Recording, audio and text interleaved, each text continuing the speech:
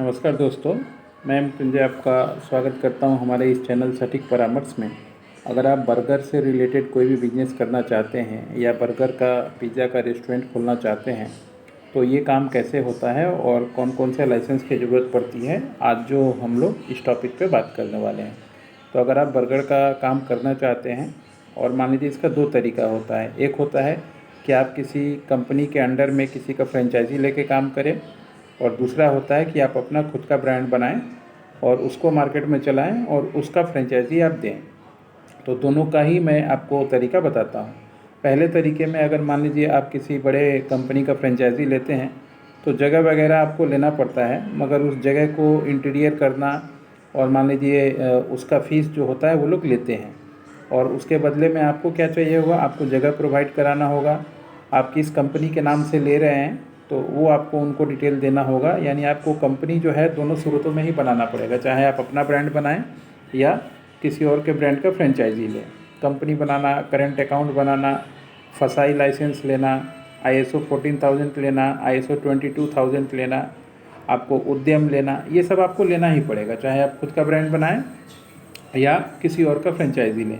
अगर किसी और का फ्रेंचाइजी लेते हैं तो वो आपसे एग्रीमेंट करेगा, आपको अपना नाम देगा और अपना तरीका देगा, मॉडल देगा, रेसिपी का, ये सब सारा चीज़, और उसका लिए आपको प्रॉफिट शेयरिंग उसको करना पड़ेगा। अब कोई भी रेशियो हो सकता है, इन्वेस्टमेंट आपका है, उसके बदले में वो कुछ फीस चार्ज भी करेगा, जो उन लोगों का पॉलिसी होता है।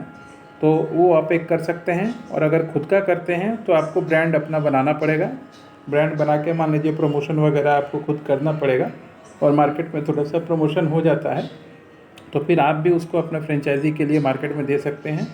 और आप जब अपना फ्रेंचाइजी के लिए दीजिएगा तो उसका ट्रेडमार्क, उसका कॉपीराइट, उसका स्टेट फसाई का लाइसेंस, ये सारा चीज़ ज़रूरत होता है।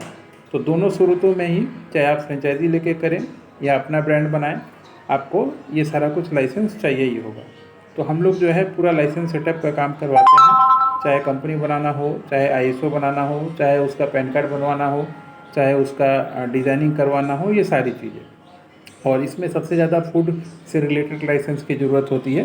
कंपनी वगैरह तो बेसिक चीज़ है, एक बार में आपका बन जाएगा तो वो हमेशा रहेगा, मगर इसमें फूड का लाइसेंस हमेशा रिन्यूअल होते रहता है। फूड का इंस्पेक्शन भी होता है, क्या कंटेंट आप काम कर रहे हैं, क्या जानकारी गवर्नमेंट को दे रहे हैं, ये सारा कुछ मैनेज किया जाता है। और बीच बीच में हो सके तो इंस्पेक्शन भी होता है।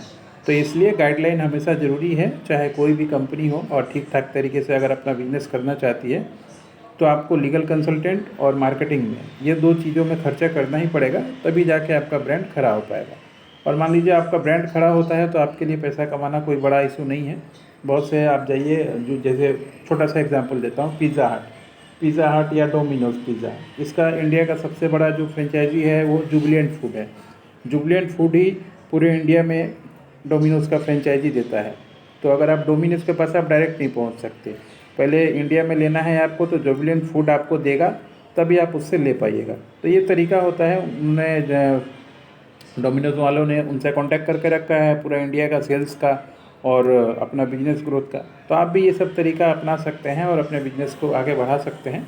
आगे बढ़ने के लिए अकेले काफ़ी नहीं है, क्योंकि बोझ बहुत ज़्यादा होता है, कंपनी का बोझ, फिर से मार्केटिंग का बोझ, टीम मैनेजमेंट का बोझ। तो इसीलिए लोग क्या करते हैं, छोटी छोटी टीम में लोगों को सहायता लेते हैं और अपने कंपनी को बढ़ाते हैं। यही तरीका होता है छोटे कंपनी से बड़े कंपनी में कन्वर्ट होने का। और कम से कम अगर 1-2 साल देते हैं, 4 साल देते हैं तो ज़रूर आपका मेहनत रंग लाता है दोस्तों।